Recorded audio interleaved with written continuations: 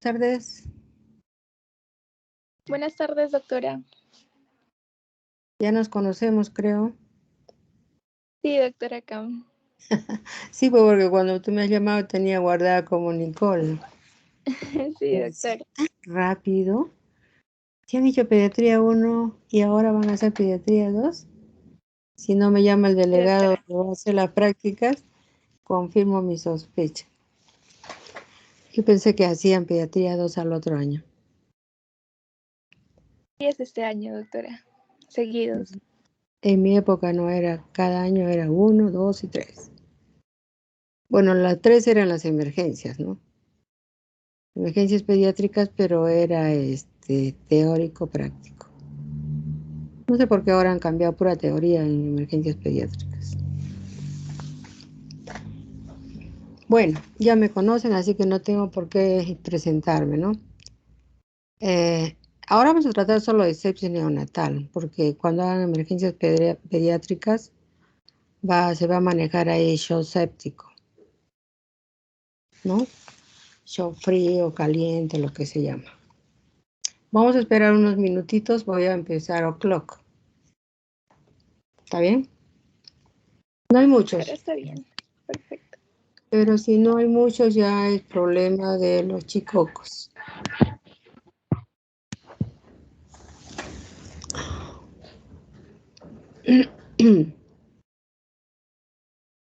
¿Qué tal? ¿Cómo va este año y medio de experiencia virtual? Bueno, por un lado es bueno, ¿no, doctora? O sea, nosotros tenemos más tiempo para, digamos, estudiar la teoría, pero la práctica es algo que no vamos a recuperar.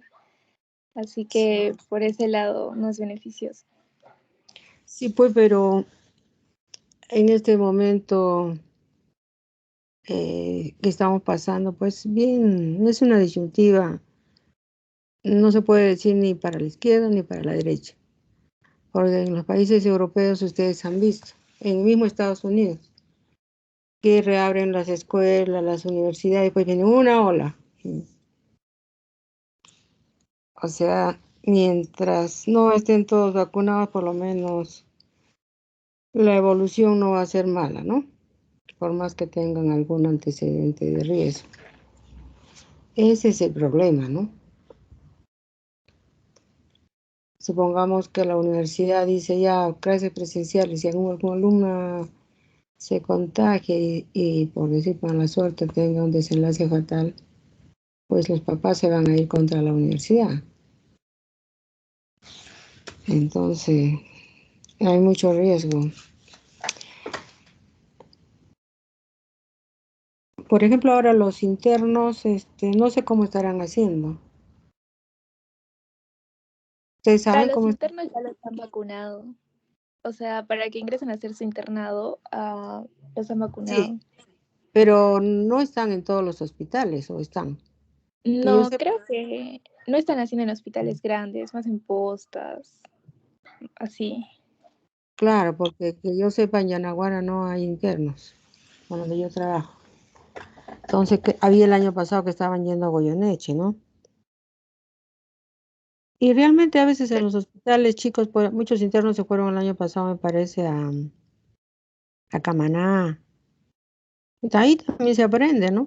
Es un hospital chico, pero ahí se aprende. En las postas también se aprende, sino que nos hemos acostumbrado a ir siempre a los hospitales. En otros países la atención primaria es básica. Solo van al hospital cuando el médico lo refiere. Listo, ya son 1:31, así que empezamos.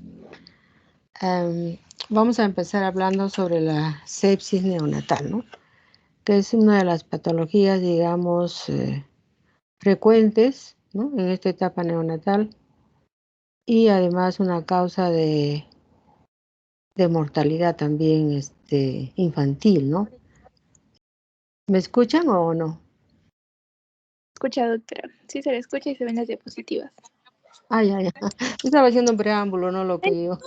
Ay, se emocionó. Carmen estaba afuera. Alguien está hablando por ahí, una niña. Bueno, entonces sepsis neonatal, como les digo, es una de las causas, digamos, del 50% de mortalidad neonatal. Claro, 50% de mortalidad infantil, porque ustedes saben que la mortalidad infantil es de 0 días, digamos, hasta los 5 años, ¿no? Y la mortalidad neonatal la ocupa casi la mitad. Algunos años varía, sube a 60, 65%, etcétera, ¿no? Entonces, la definición de sepsis neonatal es una enfermedad infecciosa, ¿no? que tiene manifestaciones clínicas de respuesta inflamatoria sistémica y que se presenta lógicamente en el primer mes de vida, extrauterina. Se la clasifica en dos tipos, ¿no? La temprana, la que se presenta en los primeros 3 días de vida y que generalmente es de tipo vertical, o sea que viene alguna infección por hematógeno, por el canal del parto, de la madre al recién nacido, o en el posparto inmediato, ¿no? Y la tardía, que es después de las 72 horas o de los 3 días hasta el mes. Hay algunos que dicen que la tardía empieza a los 7 días, ¿no? Pero en general la mayoría hablan de a partir de después de los 3 días hasta el mes es la tardía. Entonces, como le estaba diciendo, la causa de la incidencia es, digamos, en países desarrollados es mucho menor, lógicamente, que en los países poco desarrollados, como estamos nosotros incluidos en países del Caribe o Latinoamérica, o bueno, ni qué decir de los países africanos, ¿no? Por ejemplo, en Estados Unidos la incidencia de sepsis es 5 a 3.5 por 1000 recién nacidos vivos. Es esto para la sepsis temprana. Y de 6 por 1000 recién nacidos vivos en la sepsis tardía, ¿no? O sea, un poquito más elevada. Hay una referencia acá también de México, que en la sepsis es un poquito más elevada, ¿no? De 4 a 15.4. He estado revisando acá en el Perú y hay unos estudios que se han realizado, por ejemplo, en el Hospital Cayetano Heredia, una presentación de una tesis, ¿no? Para graduarse de pediatra, un médico, en los años 2015, 2016, 2017 y la publicó en el 2018. El 70% de recién nacidos vivos presenta sepsis, pero de los cuales en este Hospital Cayetano Heredia solo el 10% ha sido una sepsis confirmada, o sea, confirmada con hemocultivo, ¿no? En el hospital también Arzobispo Loaiza, también según hizo un estudio de sepsis, se encontró una incidencia, digamos, de 48.2% y solo confirmados 2.6%, ¿no? Como les vuelvo a repetir, confirmadas con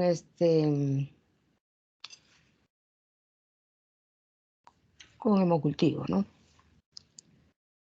Ya que la primera causa de mortalidad acá en el Perú, ¿no? Neonatal, primero son la prematuridad, como ustedes ya saben.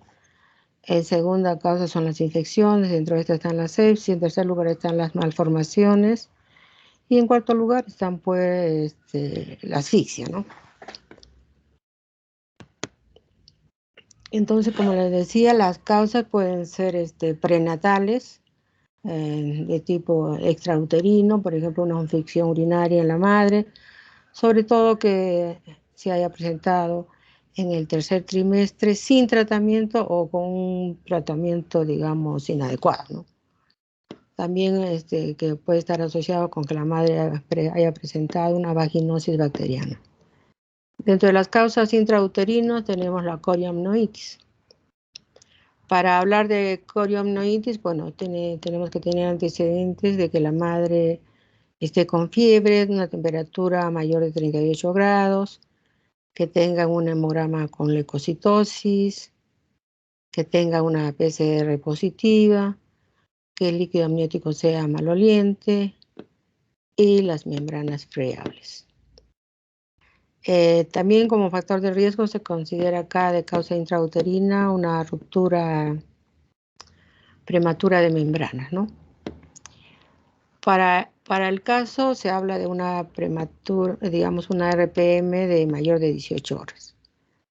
Otros también manifiestan que puede ser una ruptura mayor de 8 horas, 10 horas, 12 horas, ¿no? Pero todos los estudios que se han realizado consideran mayor de 18 horas. En las postnatales, bueno, estas vendrían a estar más asociadas con la sepsis tardía, ¿no? Los niños que están con una estancia prolongada en una unidad de cuidados intensivos, donde hay un hacinamiento de niños, de repente falla la asepsia de las personas que manipulan a esos niños, tomas frecuentes de muestras, sin la asepsia debida, niños que están cateterizados o niños que están, digamos, con una vía central o que están recibiendo alimentación parenteral más de 14 días o que estén también más de 14 días en ventilación mecánica, ¿no? Entonces, todas estas generalmente postnatales están asociadas la mayor parte a la sepsis tardía. ¿Cuál es la fisiopatología de la sepsis, ¿no? Que si no nos percatamos, pues este niño va a ir a un shock séptico. Primero tiene que haber una agresión de un agente externo, ¿no? Al ser humano. Esta agresión puede ser debido pues tanto a bacterias, a virus, hongos, etcétera, que al ingresar al cuerpo humano pues va a activar, ¿no? Una serie de mecanismos inmunológicos de defensa. Esto con el fin de limitar los daños y establecer una buena homeostasis. Todo este conjunto de mecanismos que se activan, ¿no? Defensores, digamos, inmunológicos, se conoce como la respuesta inflamatoria, ¿no? El SIRS.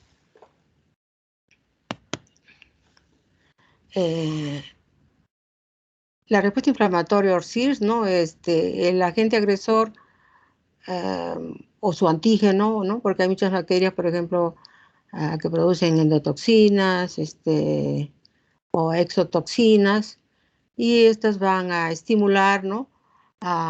El sistema fagocítico, mononuclear, los polimorfos nucleares, los leucocitos, ¿no? Lo cual va a condicionar la producción de mediadores endógenos inflamatorios que son las citocinas, ¿no? Puede tener unos efectos benéficos esperados con la destrucción de las bacterias y la reparación de daños. Estas endotoxinas, cuando están en el torrente sanguíneo, se van a unir a la albúmina, a las lipoproteínas, al complemento, ¿no? Van a estimular también la actividad de los macrófagos tisulares, los monocitos circulantes y el factor de necrosis tumular alfa, la interleuquina 1, la interleuquina 6 y la interleuquina 8. ¿El qué va a hacer el factor de necrosis tumoral, ¿no? Que es una citocina? Va a estimular la producción de monocitos y va a inducir su activación. Cuando esta se activa, pues va a haber un efecto colateral, se puede decir, que va a activar la cascada de la coagulación, ¿no? La activación del plasminógeno, la formación de trombos en la microcirculación, en consecuencia va a haber una coagulación intravascular diseminada. Va a haber una disminución del aporte de oxígeno a los tejidos y en consecuencia también una disminución de nutrientes a nivel tisular. Toda esta hipoxia tisular va a condicionar, pues, lógicamente, que se vaya digamos, a una glicólisis anaeróbica, que va a haber acidosis metabólica, mayor daño celular y una falla multiorgánica. Y si no se ha, digamos, previsto las complicaciones, pues nos puede llevar a la muerte del paciente, ¿no? Ustedes ya saben que esta, como se dice, guerra de citocinas se presenta también en esta pandemia con el virus del corona, ¿no? Entonces el factor de necrosis tumoral, que es una citocina, también va a producir el daño celular, como ya hemos mencionado, con la falla multiorgánica, y también va a producir la liberación de radicales libres de oxígeno, ¿no? Esto van a destruir los lípidos de la membrana celular, va a haber una peroxidación lipídica, va a haber una liberación de ácido araquidónico y sus metabolitos, los leukotrienes, los tromboxanos y las prostaglandinas, ¿no? Y esto va a estimular también la agregación plaquetaria que está entre la coagulación intravascular diseminada, va a aumentar la permeabilidad de los vasos, ¿no? De los vasos, que va a condicionar edema y también va a disminuir, ¿no? Porque va a haber como un secuestro y disminución del retorno venoso. Al disminuir el retorno venoso, pues va a conllevar a que haya una falla de la bomba cardíaca porque va a haber una disminución del gasto cardíaco, va a haber una menor perfusión, una hipoxia tisular, un daño tisular. Nuevamente, por otro mecanismo, se va a ir también a la activación de la glicólisis anaeróbica, o sea, más acidosis metabólica por otra vía, el daño celular, la falla multiorgánica y la muerte. También se activa el complemento, y este complemento, ¿qué es lo que va a producir? Va a producir una estimulación de los mastocitos, la liberación de sustancias vasodilatadoras, que va a producir una disminución del tono vascular, va a aumentar la permeabilidad vascular, va a haber edema con una disminución del gasto cardíaco, disminución del aporte de oxígeno y de nutrientes tisulares. Esto va a ir también a producir una acidosis láctica, daño tisular y mayor falla multiorgánica, ¿no? Entonces, esto es algo similar. Entonces, es importante para hacer el diagnóstico de sepsis siempre evaluar los factores de riesgo que pueda presentar el recién nacido para pensar en la posibilidad que pueda desarrollar, ¿no? Una sepsis.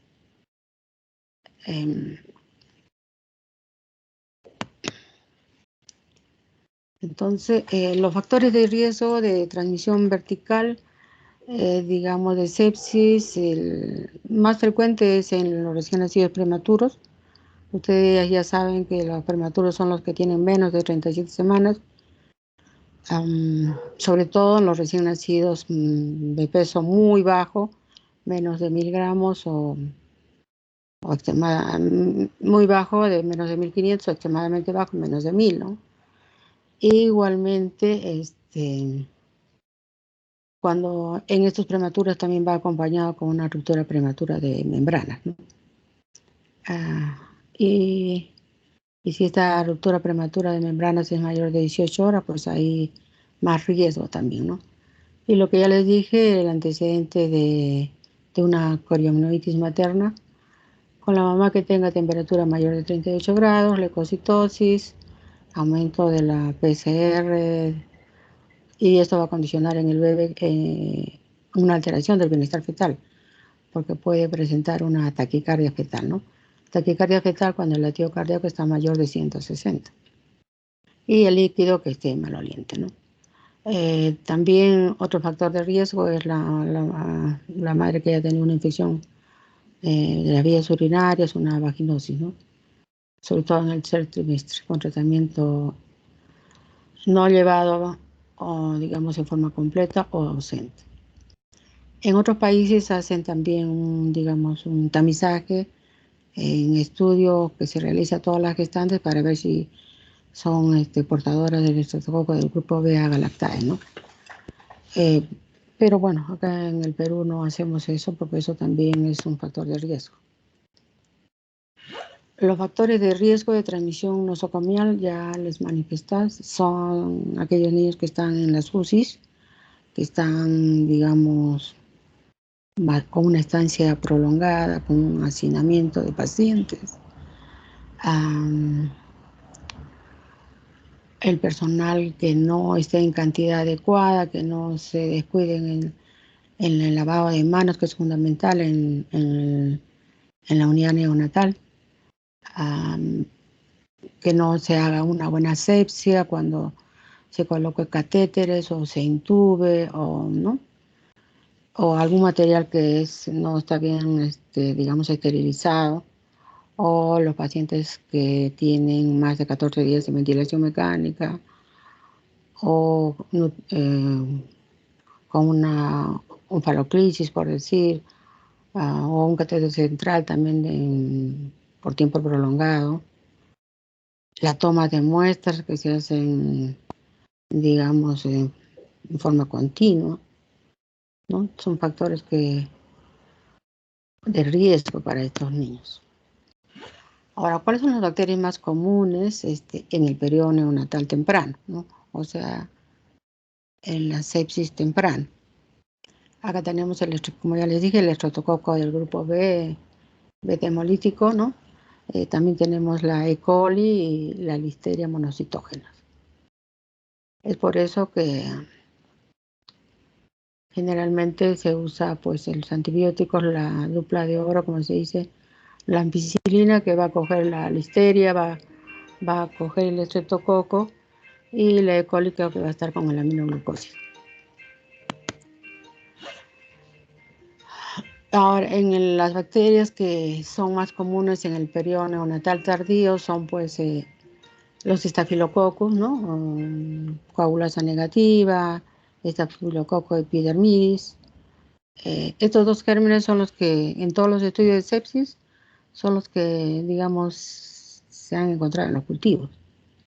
También están presentes las enterobacterias, ¿no? Como la E. coli, la Klebsiella, la Pseudomonas, otras enterobacterias, ¿no? Y ya en los niños ya muy prematuros, que están tiempo, estancia prolongada, ¿no? Los minúsculos, pues puede haber una sobreinfección con hongos también. Otro factor de riesgo, como les digo, sí, es el peso al nacer, ¿no? Mientras más pequeño es el niño, más riesgo de desarrollar una sepsis, ¿no? O una infección. Los factores socioeconómicos también, ¿no? Pueden influir como riesgo de infección, sobre todo aquellas mamás que dan a luz niños prematuros, que no tienen un buen control prenatal. Si tienen alguna infección no son tratadas, ¿no? O que están desnutridas, bueno, dan hijos pequeños, o que desarrollan una hipertensión en el embarazo, una enfermedad de TORCH, etc. Y que nos dan niños con RCIU. Las manifestaciones clínicas de la sepsis pues son variadas, ¿no? Puede haber alteraciones en la termorregulación, por eso se indica, un momentito,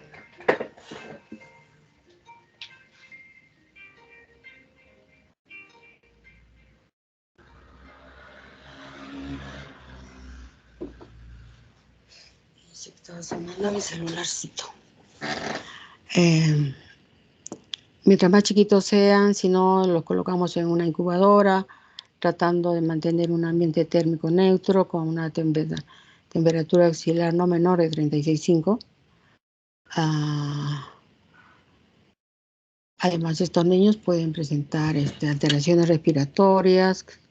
Como ustedes ya han aprendido, van a presentar todos los signos del test de Sylvan-Anderson. Puede haber quejidos, retracciones, aleteo, ¿no? Respiración tóraco-abdominal, etc. También pueden ir acompañadas de cianosis, de saturaciones. Va a haber alteraciones abdominales. Estos niños generalmente van a tener un antecedente de que no toleran la vía oral, que están nauseosos, que están con vómitos, que presentan distensión abdominal, ¿no? Todas estas manifestaciones de infección. Puede haber también alteraciones cardiovasculares, niños que pueden estar con pulso, digamos, débil, cianótico, ¿no? O en alteraciones de la piel, ¿no? Niños que tienen de repente una piel de tipo marmóreo, con un llene capilar menos de 3 segundos, con una que indica una mala perfusión tisular. Puede haber también alteraciones del sistema nervioso central, son niños que están hipotónicos, flácidos, ¿no? Poco reactivos, ¿no? A los estímulos. Entonces, esto es lo que les decía de la termorregulación.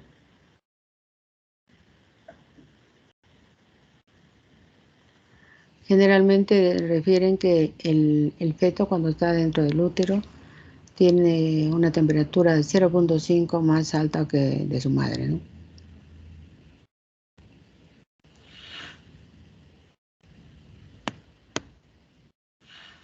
Estas son las manifestaciones clínicas, como les dije. Ahora, ¿cómo hacemos el diagnóstico de una sepsis neonatal? Primero tenemos que ver, pues, fuera de sus antecedentes, de sus factores de riesgo, que nos ponen, digamos, en alerta, ¿no? Para pensar que este niño probablemente pueda desarrollar una sepsis.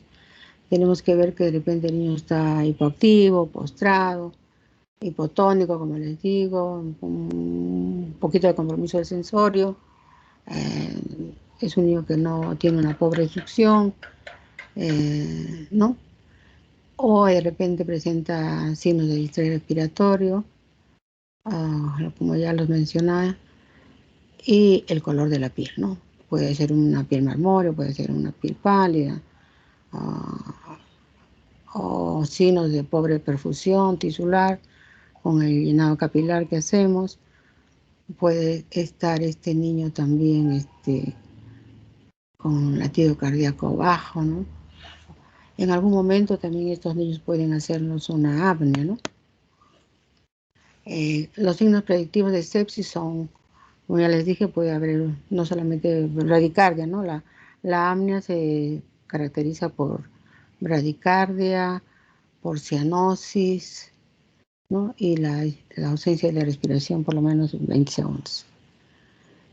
Hay una inestabilidad hemodinámica, por eso cuando nosotros hacemos la evolución de un recién nacido, sobre todo que es algo crítico, tenemos que, si el niño está, digamos, con una buena perfusión tisular, con una respiración, se puede decir hasta este punto normal, y otros parámetros de cuanto color, distensión, eso, ausentes, podemos decir niño estable hemodinámicamente, ¿no?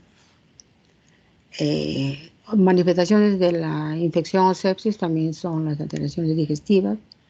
Va a haber una intolerancia, como ya les dije, pobre succión, vómitos y una hipotensión, ¿no? Se menciona que el primer día pues, se habla de hipotensión cuando la presión sistólica está a menos de 50 y en el primer mes de vida menos de 65. Entonces acá tenemos las características de una sepsis neonatal temprana versus una sepsis neonatal tardía. Esta sepsis neonatal tardía puede ser nosocomial, que se haya adquirido dentro del hospital, o también aquellos niños que salen de alta y por alguna causa regresan, digamos, a los 10, 15 días, 20 días, etcétera, con una infección adquirida en la comunidad, ¿no? ¿Cómo evolucionan los niños que tienen una sepsis temprana o vertical? Generalmente presentan pues una clínica de sepsis, las que ya les he mencionado. Cuando se les pide sus análisis, vamos a encontrar que hay una biometría hemática y PCR alterados. Se puede identificar, ¿no? El microorganismo patógeno en el exudado vaginal materno o en exudado de superficie tomada en recién nacido. Y lógicamente lo más importante es hacer un hemocultivo. Cuando esta infección es muy severa, pues hay una falla multiorgánica, ¿no? Y vamos a ir a un shock séptico. Estos niños también pueden tener como complicación infecciones del sistema nervioso central, causando meningitis severa, ¿no? En el caso de la sepsis nosocomial, es un poco más difícil de identificar, ¿no? Puede producirse sobre enfermedades subyacentes, ¿no? Generalmente están con tratamiento antibiótico, ¿no? Y de repente el paciente desmejora. Los signos clínicos que nos van a orientar sobre esta sepsis nosocomial es una taquicardia inexplicable, a un aumento de los parámetros ventilatorios, necesidad de reintroducir la ventilación mecánica sin causa respiratoria aparente, no todo es a causa de esta, digamos, inestabilidad hemodinámica que conlleva a que este niño necesite apoyo ventilatorio. ¿Qué estudios de laboratorio vamos a pedir en estos niños con sospecha de sepsis? Generalmente nos orientan a pedir los análisis en esos niños que tienen factores de riesgo, ¿no? O aquellos que tienen ya una sintomatología de infección, ¿no? Entonces la biohemática va a estar alterada, ¿no? Pueden presentar una leucopenia con leucocitos menos de 5.000, una trombocitopenia menos de 50.000. También pueden presentar una leucocitosis. Algunos autores dicen mayor de 34.000, otros dicen 40.000. Bueno, no se ponen de acuerdo. Pero por encima de 30.000 ya es una leucocitosis, sobre todo en el primer día, ¿no? También es muy importante la relación de neutrófilos inmaduros con maduros, que tiene que ser mayor de 0,2. Igualmente la relación de neutrófilos inmaduros con totales mayor de 0,16. Los reactantes de fase aguda puede ser la proteína C reactiva mayor de 10 miligramos, ¿no? O la procalcitonina mayor de 0,5 nanogramos por ml. Y lógicamente el hemocultivo positivo. Hay diferentes, digamos, escalas que generalmente están dadas por opiniones de expertos, se puede decir, que nos dan un puntaje, digamos, a cada valor que pueda presentar en los resultados de análisis. Como estos test son más que todo predictivos si es que van a desarrollar estos niños una cuadro de sepsis, ¿no? Por ejemplo, si el paciente tiene leucocitosis o leucopenia, si hay una neutrofilia o neutropenia, si hay un incremento de neutrófilos inmaduros, si hay una relación de banda con neutrófilos mayor de 0,3, si tienen trombocitopenia, cambios degenerativos en neutrófilos, ¿no? Entonces, ellos mencionan que de escala de Rodwell, que una puntuación mayor de 3 tiene una sensibilidad del 96% y una especificidad del 78% que estos niños puedan desarrollar sepsis.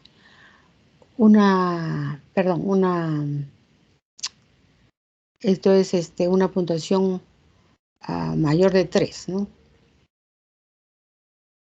Una puntuación menor de 3 tiene un valor predictivo negativo del 99%. O sea que si un paciente, si bien pueda tener síntomas, pero laboratorialmente todo está negativo, tenemos que dejarlo siempre en observación, ¿no? Puede ser que en un lapso de 32 horas y laboratorialmente está negativo todo, bueno, eso nos puede ayudar a, digamos, a definir el término o no de la terapia inicial. Otros estudios de laboratorio que se puede pedir, lógicamente tenemos el hemocultivo. Se considera el gol estándar, ¿no?, para el diagnóstico de sepsis. Se recomienda siempre, dice, en lo posible tomar el hemocultivo de una vía periférica antes, lógicamente, del inicio de la terapia antibiótica. Y si el paciente, digamos, tiene un catéter venoso central, se debe tomar uno de este catéter venoso central y otro de una vía periférica. También se puede hacer el estudio de líquido cefalorraquídeo, ¿no? Cuando se considera la posibilidad que este niño pueda desarrollar una meningitis.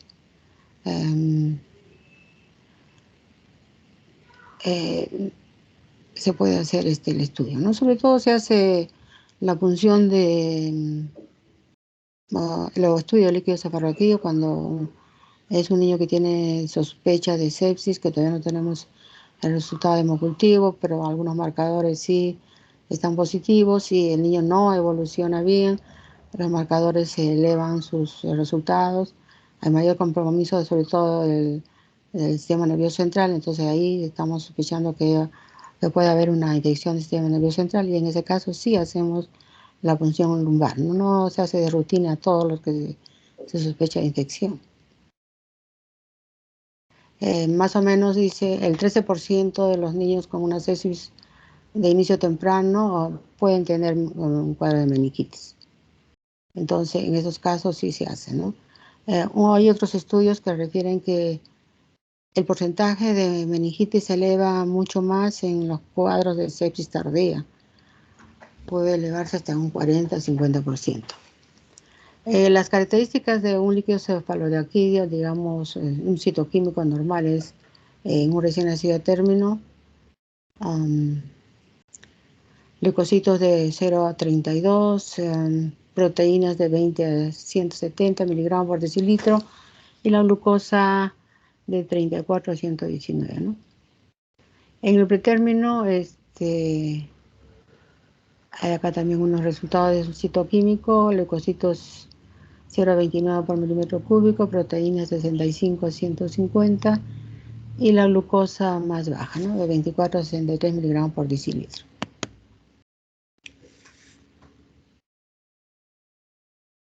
Cuando se sospecha una infección urinaria en el neonato que tiene menos de 72 horas de vida, se menciona que tiene una baja sensibilidad, ¿no?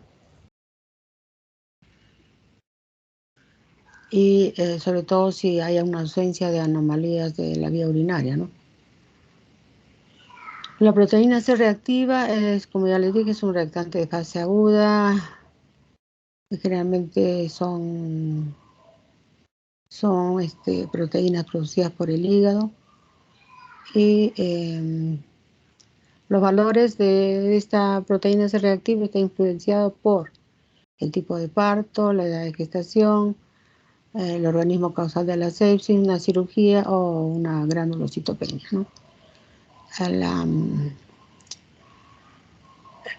Digamos, la comparación entre la proteína C reactiva y la procalcitonina es que la procalcitonina nos puede dar un resultado, digamos, positivo ya a las 2 horas de vida y la proteína C reactiva demora un poco más, ¿no? A las 6-8 horas.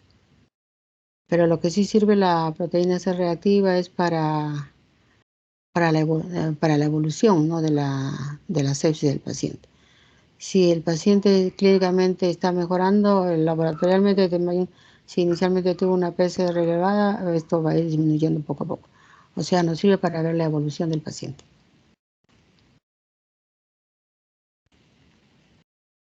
Al inicio, como se dice, de la sepsis, las concentraciones de PCR se incrementan mayor de 1 miligramo por ciento, solamente en un 16% de los casos. Después de las 24 horas esta positividad aumenta, es lo que les decía, ¿no? Que demora un poco más en hacerse, digamos, positivo y se va incrementando con el transcurso de las horas. Y el nivel más alto se alcanza entre las 2 y 3 días de vida, ¿no? Y si esta infección se está controlando, a partir del 4.º día, este resultado va a ir disminuyendo con la mejoría clínica respectiva. En el caso, por ejemplo, de las pacientes que tienen meningitis bacteriana, las concentraciones de PCR lógicamente son mucho más altas, ¿no? Y pueden alcanzar hasta 7 a 10 miligramos por decilitro. Se menciona, como les digo, que sirve para ver la evolución del clínica del paciente si está respondiendo a la terapia que le hemos iniciado, antibiótica, mencionan que si estos valores de PCR no disminuyen a partir de las 48 horas de tratamiento y hay una mala evolución clínica, lo que se debe pensar es que esos antibióticos que le hemos, digamos, indicado a nuestro pacientito recién nacido no está haciendo efecto y en este momento tenemos que decidir desmejoría clínica, no mejoría laboratorial, lo más probable es que tengamos que rotar antibióticos. En algunos casos también podemos pedir estudios de imágenes, por ejemplo una radiografía, sobre todo para que nos va a ayudar al diagnóstico de neumonías, derrames pleurales, ¿no? Con focos infecciosos intratorácicos. También podemos pedir una radiografía de abdomen. Sobre todo es útil cuando se sospecha una complicación como por ejemplo una enterocolitis necrotizante, en la que se puede encontrar una imagen en doble riel, ¿no? O miga de pan, ¿no? O puede haber imagen de neumatosis o aire libre a causa de un neumoperitoneo. Aire libre en la cavidad abdominal, o también puede haber imagen de aire a nivel de la vena porta, ¿no? Cuando hay una sepsis, también puede haber un hilo séptico, que cuando un niño va con mala tolerancia oral, distensión abdominal, clínicamente se desmejora, pues podemos pensar que el niño está haciendo un hilo séptico, pero siempre así no haya factor de riesgo de hipoxia, de poliglobulia, etcétera. Tenemos que estar alerta que este niño también puede estar manifestándose como inicio de una NEC, ¿no? O sea, una enterocolitis necrotizante, porque la sintomatología, los estudios radiográficos iniciales son muy similares, ¿no? Los iniciales, que no te llegan, que solamente tenga dilatación de asas, edema de pared, en niveles hidroaéreos, pero no hay neumatosis, que eso es típico de la enterocolitis necrotizante, ni tampoco aire libre en la cavidad peritoneal cuando se perfora, ¿no? También podemos hacer un estudio de ecocardiografía, ¿no? Para ver, para valorar al recién nacido y ver si hay alguna falla, ¿no? Hemodinámica que esté, digamos, comprometido el aparato cardiovascular. Sobre todo cuando hay un shock neonatal y que puede estar asociado a una cardiopatía congénita, ¿no? La tomografía computarizada generalmente es un estudio de segunda elección, ¿no? Sobre todo esto nos ayuda cuando la ecografía no es concluyente, ¿no?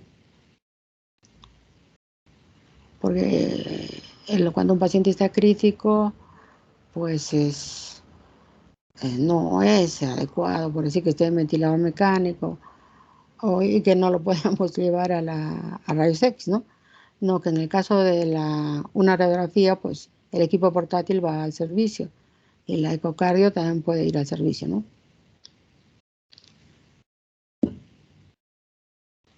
Y cuando se sospecha candidiasis sistémica, dice que se recomienda hacer un estudio de fondo de ojo, ¿no? ¿Cuál es el tratamiento no farmacológico de la sepsis neonatal? Comprende primero las medidas generales, lo que le vamos a indicar en enfermería, el tratamiento antibiótico y la terapia intensiva de soporte, ¿no? Estos pacientes que están desarrollando un cuadro de sepsis, generalmente, si es un niño muy pequeñito, lógicamente se ha nacido, por decir, en nuestra realidad, en el CASE, ¿no? Entonces tiene que estar en unidad de cuidados intensivos.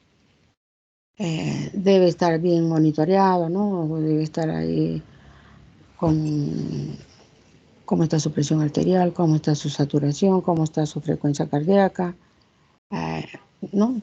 Incluso a veces se puede poner electrodos para ver cómo está su EKG, ¿no? Que tiene que estar monitoreado todos los signos vitales. Tiene que tener un buen balance hídrico, de ingesta, de eliminación, una diuresis horaria mayor de 0,5 cc, ¿no? Tenemos que evitar que haya una oligonuria. Si el paciente está crítico, lógicamente que va a estar en ayuno, tiene que también tener una sonda de drenaje, ¿no? Y también va a ayudar a descomprimir el abdomen. Si está en ayuno, pues tiene que tener un apoyo nutricional parenteral, ¿no? Ya que mientras más pequeño es el recién nacido, no tiene no tiene reservas energéticas, ¿no? Y ya que la infección que está desarrollando aumenta también el catabolismo del recién nacido. Lógicamente, la evaluación del paciente debe ser frecuente, siempre con un buen lavado de manos, ¿no?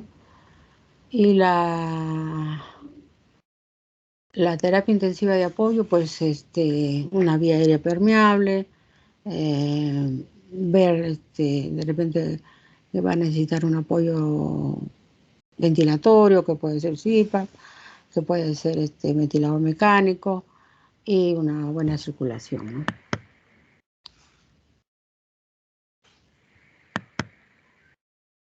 Entonces, los medicamentos de uso más común en una sepsis neonatal, sobre todo la temprana, es con la ayuda de ampicilina y de un aminoglucósido que puede ser la amicacina o la gentamicina, ¿no? En todos los, bueno, nosotros en el servicio manejamos un libro que se llama Neofax, que es de drogas, dosis, ¿no? Como incluso hay cómo se debe diluir para esto ayuda a enfermería, a cada cuántas horas hay que dar, si es prematuro, pues la dosis se espacea más, que puede ser en caso de un aminoglucósido, puede ser cada 36 horas o 48 horas, depende de su edad gestacional y de su tiempo de vida también, ¿no? Por ejemplo, acá tenemos la amicacina en los niños que son menos de 29 semanas, de 0 a 7 días de vida, el intervalo es de cada 48 horas. Si ya es de 30 a 34 semanas, el intervalo es ya cada 36, ¿no? Y cuando es mayor de 8 días, estos de 30 a 34, pues se da cada 24 horas. Y si es mayor de 35, pues la dosis es de 15 miligramos y el intervalo es también cada 24 horas, ¿no? Acá han puesto 25, pero no. Igualmente la gentamicina, ¿no? Como les digo, la dosificación es de acuerdo a la edad gestacional y el tiempo de vida. Por ejemplo, la ampicilina, generalmente cuando es una sepsis, damos dosis máxima, ¿no? 100 miligramos kilodosis. En los primeros 7 días, si es un recién nacido a término, damos cada 12 horas. Y pasan los 8 días, ya tenemos que reajustar la dosis cada 8 horas. Cuando es una sepsis de origen comunitario o nosocomial, generalmente lo que se usa es una asociación de ampicilina con cefotaxima, ¿no? La cefotaxima es 50 miligramos por kilo por dosis, ¿no? Igualmente, de acuerdo a la edad gestacional, al tiempo de vida, ¿no? En un recién nacido término, generalmente le damos igualmente cada 12 horas. Y si ya pasa de 8 días, le damos cada 8 horas.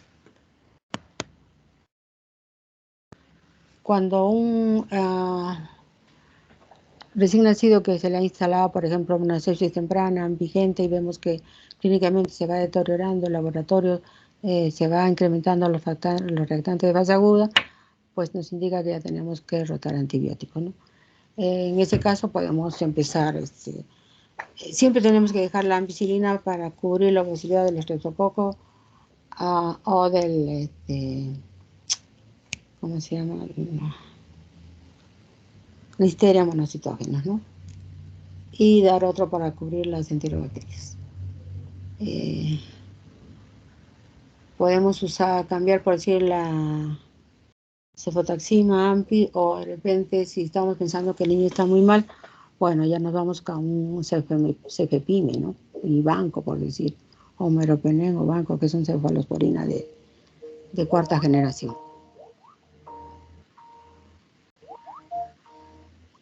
Uy, me están llamando. Bueno, me voy a apurar un poquito más. Entonces, siempre tenemos que tener en cuenta los antecedentes de sospecha de riesgo, sobre todo hay una RPM mayor de 18 horas, la mayoría de estos, si hay leucocitosis, si hay un índice de maduros, ¿no? De mayor de 0,2 o una reactante fase aguda aumentada, entonces tenemos que, antes de iniciar antibióticos, tenemos que pedir cultivo, ¿no? Y como les digo, si el cultivo es negativo al tercer día de vida y el niño está yendo bien, podemos, si hay evolución clínica laboratorial y cultivo negativo, podemos suspender antibióticos. Pero si habiendo síntomas de infección y los cultivos iniciales son negativos, tenemos que dar antibióticos. Lógicamente, si hay indicios digamos, de compromiso del sistema nervioso central, pues tenemos que prolongar el tratamiento antibiótico hasta los 14 o 21 días, ¿no? Entonces, hay complicaciones también de la sepsis neonatal, ¿no? Como ya les dije, puede haber compromiso del sistema nervioso central, producir meningitis, un shock séptico, o coagulación intravascular diseminada, disfunción orgánica múltiple, como ya les mencioné en la fisiopatología, ¿no? Este es un algoritmo de shock séptico que ustedes lo pueden revisar porque igualmente, ¿no? Estos son cuadritos muy interesantes que les van a estos algoritmos les van a llevar a las pautas, ¿no? Si tiene antecedentes, si sale positivo, qué hacen, qué no hacen, ¿no? Bueno, espero que les haya servido esta clase de sepsis neonatal, porque estos dos últimos son solo algoritmos, ¿no? Son algoritmos nada más. ¿Alguna pregunta?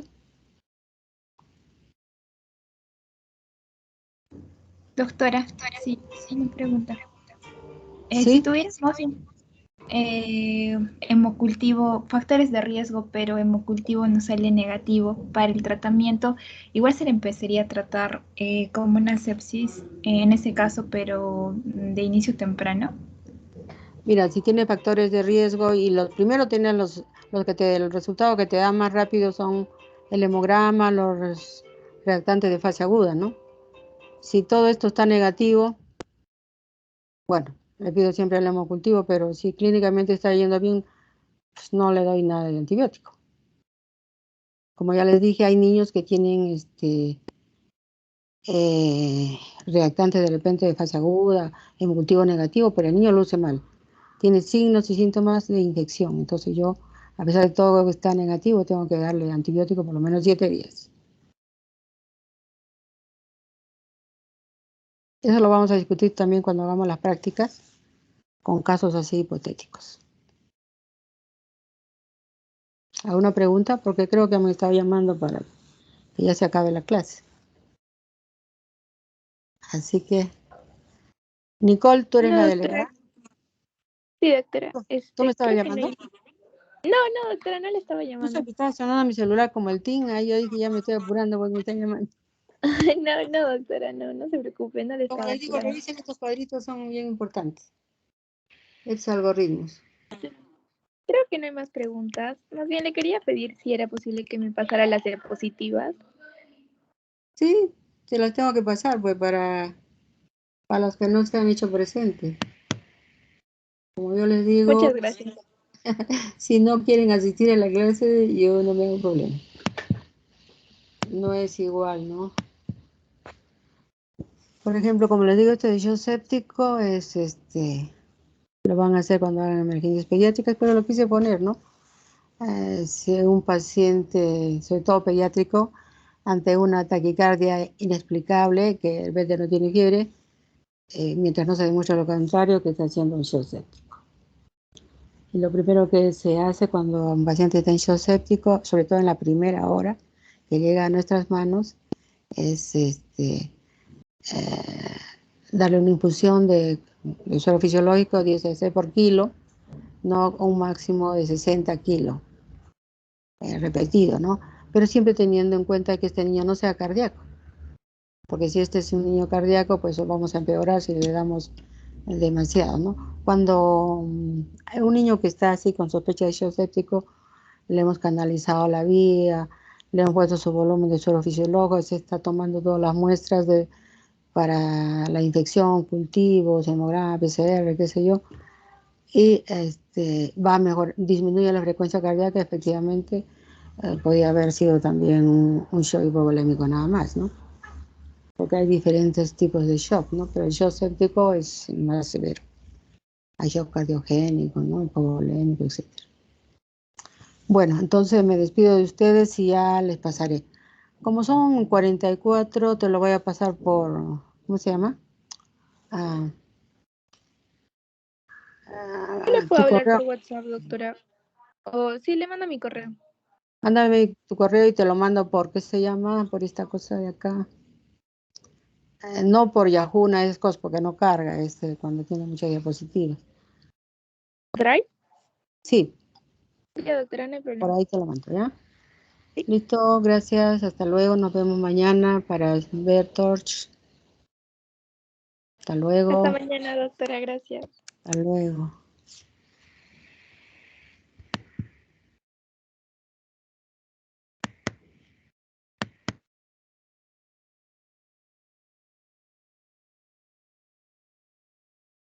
Chicos, la siguiente clase va a ser en la misma reunión, así que se quedan nomás.